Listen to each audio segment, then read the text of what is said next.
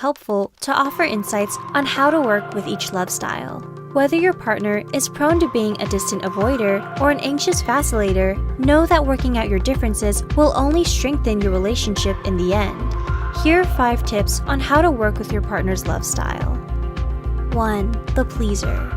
Charming, nice, and known as the stereotypical good students, these type of people actually grew up walking on eggshells.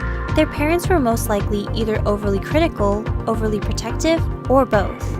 As a result, they have a hard time setting boundaries, saying no, and do their best to maintain peace, even at their own expense. In relationships, they don't deal with conflict well, and may try to avoid it altogether by resorting to bad habits, such as lying.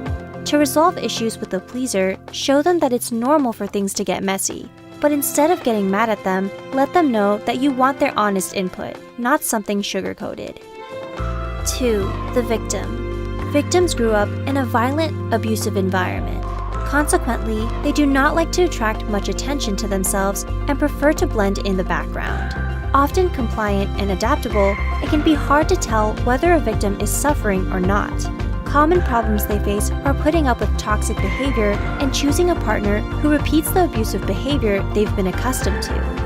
In order to work with a victim, provide the encouragement they lacked growing up and set healthy, consistent habits to let them know they are safe with you. 3. The controller. Bossy, intimidating, and quick to anger, these type of people adapted a black and white mentality at a young age. Either you are controlled or do the controlling. In relationships, partners may find them rigid and selfish with their expectations and threatening during breaking points. Inside, though, they're definitely hurting. When working with a controller, don't give them the upper hand, nor excuse their toxic behavior. Instead, meet in the middle. Let them know that you aren't the main source of their pain, but rather, it's the unresolved childhood memory they need to address. 4. The vacillator. Vacillators grew up in an unpredictable household. Fearing abandonment and yearning for stability, these individuals have felt misunderstood their whole lives. Still, they manage to remain idealistic, searching for their soulmate. They have to be careful, however, with their starry-eyed nature.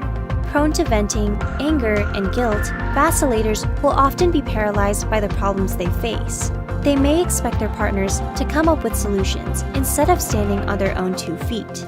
To work with a vacillator, provide emotional support and listen to their frustrations. Ask them questions and help them reflect on potential solutions, but don't do the work for them. Over time, this will help them realize they are capable of more than they usually think.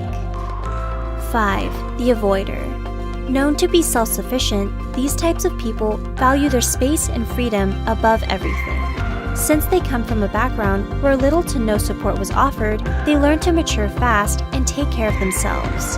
In relationships, common problems avoiders face include being dismissive of their partner's feelings, having difficulty providing empathy, and creating too many boundaries to the point of being unreachable.